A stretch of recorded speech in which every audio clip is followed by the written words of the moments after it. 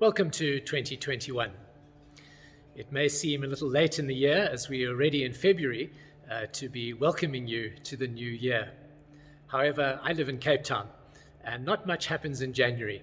Life begins again and afresh as February happens. My name is Mark Long, rector of the parish of St Andrew in Newlands, Cape Town. This year I'm going to be offering a series of Wednesday chats going forward, as opposed to my Wednesday and Fridays last year, but wanting to hold something of the concept of a Wednesday walk together, and so I will be calling it Wednesday Wanderings. Now you can spell that with an O or an A. I will in fact be spelling with an A to bring in that sense of journeying, of walking together as we embrace all that 2021 holds for us at this time. The year started off as difficultly as 2020 ended. We've just come out of a really quite constrained lockdown over the last month, and it's been wonderful to be able to go and sit on the beach, which I did late yesterday afternoon, and just enjoy that freedom once again. But COVID-19 is still with us. There is hope of the vaccine making a difference. But it's clear that the pandemic has changed our lives. And while there will be things old that we will be able to re-embrace going forward, I'm sure, there's a whole lot of new things that the virus has brought into our lives. New ways of living, new ways of caring for one another, new ways of being thoughtful of each other's health and futures. And so 2021 will be a journey, I think, of in and out of potential lockdowns. There's no doubt will be a third wave anywhere between April and June. How that will or won't affect us, we'll see. The virus, the vaccine, should I say, has arrived, the first 1 million doses. Probably won't get to people like you and I, but at least it will impact on our health workers who really are at the front line of dealing with the virus. Our time will come. And we look forward to, hopefully, the vaccine really making a difference in our lives and enabling us to maybe not return to exactly what life like was before the pandemic, but being able to live at least with a greater sense of freedom and not being quite as fearful of passing on or even getting the virus. Last year was a year of real challenge. I find myself today feeling a lot more confident than I did at the end of March in 2020. We managed to navigate so many changes last year. I'm intrigued as to how many things that, certainly just in terms of the way we do church, that 12 months ago we would have said we would never change this, we would never change that, we could never do this differently. But in fact, we've learned there's all sorts of ways that we can do things differently when the way we've done things is no longer open to us.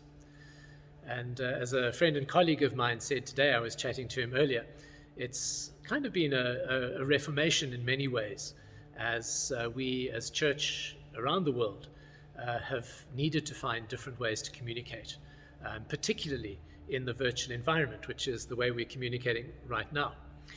And thankful for the technologies that the 21st century has for us. It's been a wonderful gift. But I stand here in the church at St Andrews, and it's empty. And there is a loneliness, actually, to the church. One of the things that's always struck me about this building walking in is that there's always been a deep sense of peace. And there's been a prayerful sense, and I think that is because it's been here for 125 years.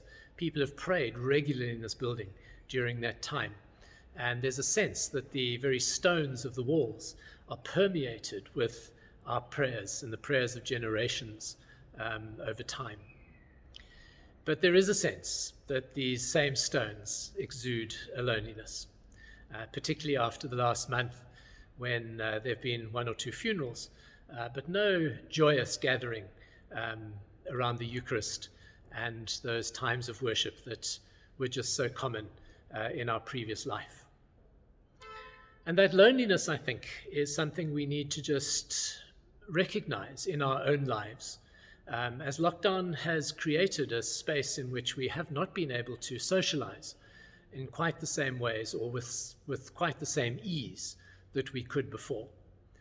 And it's been interesting in one or two conversations just over the last week or so, interacting with people, some who actually live with others, some who live on their own, and just expressing that sense of loneliness. Not that they, certainly those living with others, not that they are alone, but just that ability to just interact with other people on a daily basis that's been removed from our lives, and particularly under the stricter lockdown.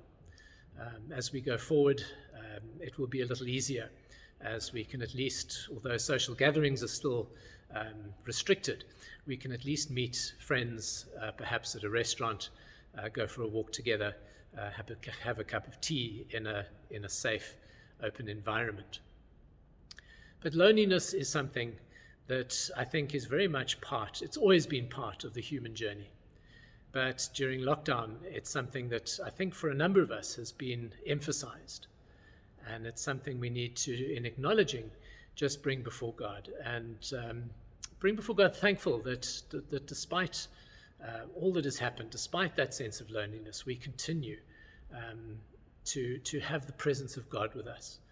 And again, in a number of conversations over the last year, I think that's one of the things that the various lockdowns have highlighted for many of us, certainly for myself, a deeper awareness that God actually is present with us in the midst of the chaos, in the midst of the struggle, in the midst of the suffering that this time has brought about. And while I'm hugely thankful that the resources of both the community I serve here and our family resources have been able to maintain us, I'm aware that there are many out there who continue to really struggle. Banks are beginning to call in home loans. Companies are finding that they just no longer have the resources to hold things together, and more people are losing their jobs. And so there is a sense for many, I think, of hopelessness. And part of the challenge for me, for us as people of faith, is ourselves to embrace that hope that we have in Jesus Christ, that we have in God, and to live that out despite the challenges of our time, and to find ways particularly to make a difference in the lives of those who have just been overcome by hopelessness, overcome and overwhelmed by all that has taken place over these last 12 months. So may we, in our own wandering, in our own journey, continue to experience and discover God in deep ways.